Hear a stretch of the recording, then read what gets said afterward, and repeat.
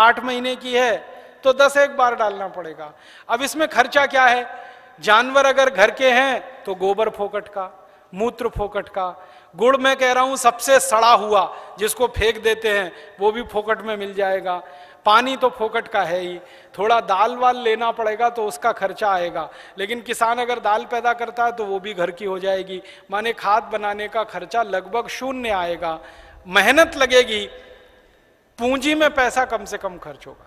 और ये खाद जो तैयार होगी इसमें जबरदस्त क्वालिटी है, क्योंकि इसमें कैल्शियम भरपूर, आयरन भरपूर, फास्फोरस भरपूर।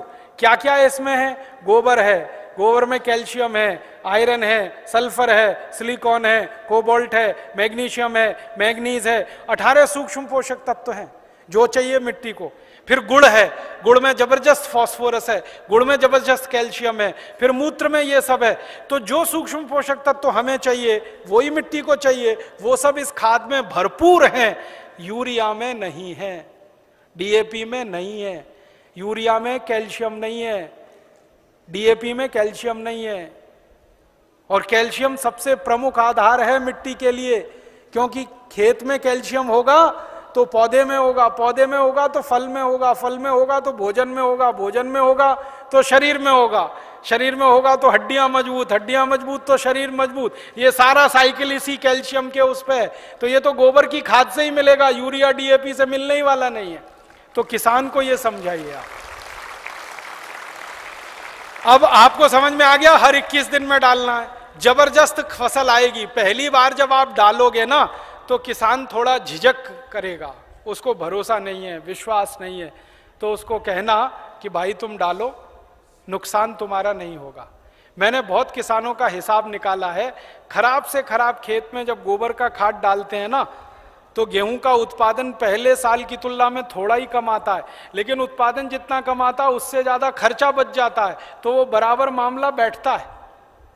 हम यूरिया डीएपी में खर्चा करते हैं हजारों रुपए का, तब उत्पादन लेते हैं, यहां खर्चा ही नहीं है, थोड़ा उत्पादन कम भी हुआ तो फायदा ही है, नुकसान कुछ नहीं, इसलिए किसी किसान का नुकसान नहीं।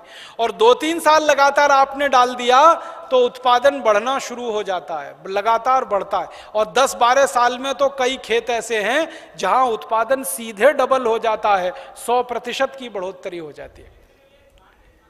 नहीं, छानने की जरूरत नहीं है, ऐसे ही डालो, उसमें जितना कचरा है सब खेत में जाने दो, क्योंकि कचरे में जीवाणुओं की संख्या और तेजी से बढ़ेगी, छानने की जरूरत नहीं है।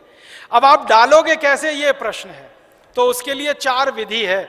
पहली विधि ये है कि सीधे डब्बा लो और छिड़काव करो, खेत पे भरो और छिड़क दो, भरो और छिड़क दो। अब कहोगे जी खेत बहुत बड़ा है, ये तो नहीं चल सकता, तो दूसरा तरीका बताता हूं। खेत में पानी लगाते हैं ना, पानी में डाल दो, नाली में से पानी जा रहा है ना, एक टंकी में भर के ये खाद रख दो, उसमें नल लगा दो, टोटी खोल दो, टपक टपक पानी में गिरता रहेगा, खेत में चला जाएगा। ये दूसरा तरीका। तीसरा तरीका ये है कि अगर किसी के घर में जानवरों की संख्या ज्यादा है तो गोबर ज्यादा होगा उसके पास, तो थोड़ा सा गोबर तो इसमें इस्तेमाल हुआ, बचे हुए गोबर का क्या करेंगे?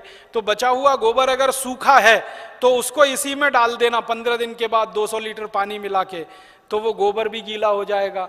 गीले गोबर के लड्डू बना लो और लड्डुओं को खेत में फेंक दो तो खाद पहुंच जाएगा। और एक तरीका है, खेत में से मिट्टी खोद लो, मिट्टी खोद लो, मिट्टी में ये पूरा घोल मिला दो, मिट्टी गीली हो गई, मिट्टी के लड्डू बना लो, लड्डुओं को खेत में फेंक दो तो खाद पहुंच जाएगा। तो पानी के साथ दे सकते हैं, छिड़क के डाल सकते हैं, गोबर या मिट्टी को लड्डू बना के डाल सकते हैं।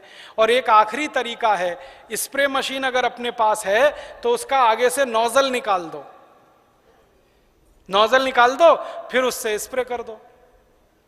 अब इसमें ध्यान ये रखना है कि ये फसल पे स्प्रे नहीं होगा, ये जमीन पे होगा, मिट्टी पे होगा। फसल पे डालने से फायदा नहीं मिलेगा, मिट्टी में डालना है इसको। तो अगर फसल ऊंची है तब कैसे डालेंगे? तब तो पानी लगाओगे तभी डालना सबसे अच्छा है। इसमें एक तरीका यह है कि खेत का मुहाना होता है ना, जहां से पानी घुसता है, वहां एक आदमी को बिठा दो, डब्बा लेके पटकता रहेगा, उसमें पानी के साथ जाता रहेगा और पानी के साथ पूरे खेत में बराबर मात्रा में जाता है और रिजल्ट उसका सबसे अच्छा आता है। और एक तरीका है इसको डालने का, अगर आपके घर में गोबर का वो बनाते हैं ना, क्या कहते हैं उसको, कंडा कहते हैं, उपला कहते हैं, क्या कहते हैं, कंडा उपला जो भी कहते हैं, उसको जलाते हैं। जलाने के बाद राख निकलती है ना, वो राख इकट्ठी कर लो और ये घोल और